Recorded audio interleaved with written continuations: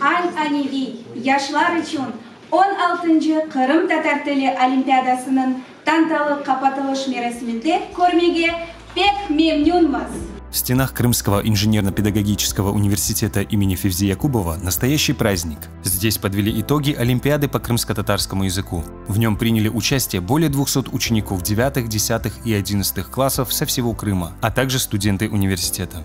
Бұл сене енді Ан-Аневи олған Қырым татар тілінден 16-й олимпиадамызны кечіреміз. Олимпиадамыз екі қысымдан ибарет ола. Талебелер арасында сынав февральның 29-ында кечірілді. Студентлер арасында сынав мартның 14-ында кечірілді. Талебелернен бераберлікте мектеп хожалары да болундылар. Бұл Қырымның чешет түрлі көшелерінден келген Қырым татар тілі ве эдебият хожалары еді. Олар да бір 50-ге яқын. Ученики более 35 школ и студенты приехали проверить свои знания и показать любовь к родному языку. Среди такого большого количества участников определить победителей было непросто. Среди членов жюри преподавательский состав университета.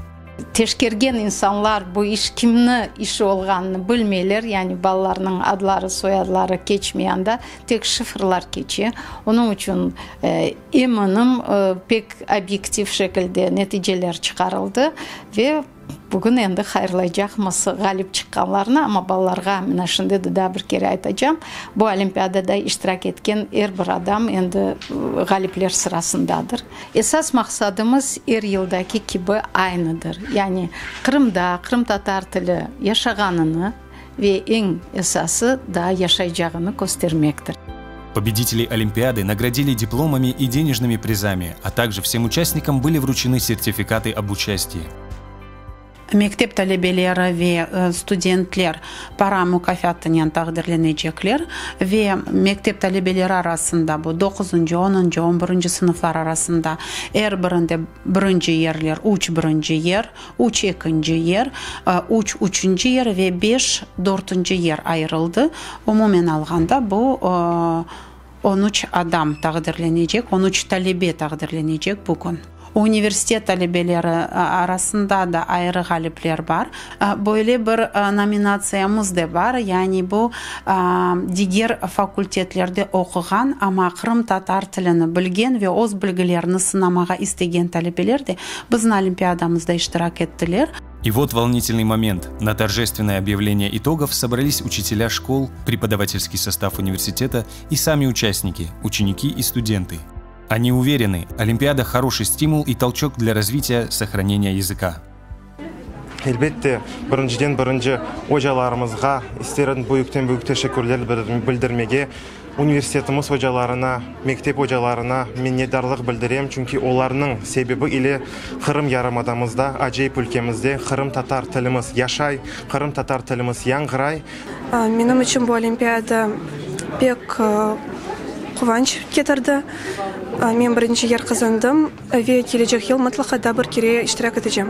Мен бүгін пек қуанам ве өзінен құрланам өзінкі ана бабанин, çünkü оларынғы ярдымынен мен Қырым татар тіліні яқшы білем, Қырым татар тілінде лaf етем. Bu олимпиадада мен iştirak ettim.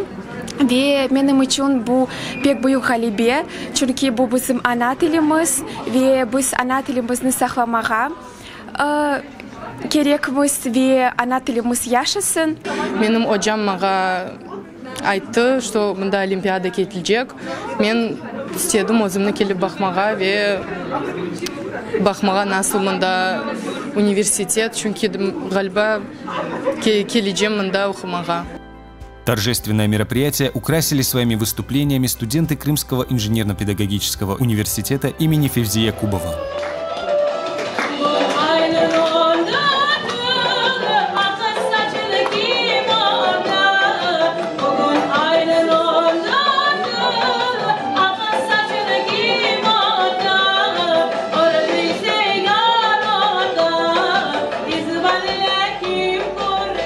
Шестнадцатая Олимпиада по крымско-татарскому языку завершена, но организаторы с большой надеждой уже ждут 17-ю и надеются, что с каждым годом количество участников будет увеличиваться, а любовь и интерес к родному языку расти.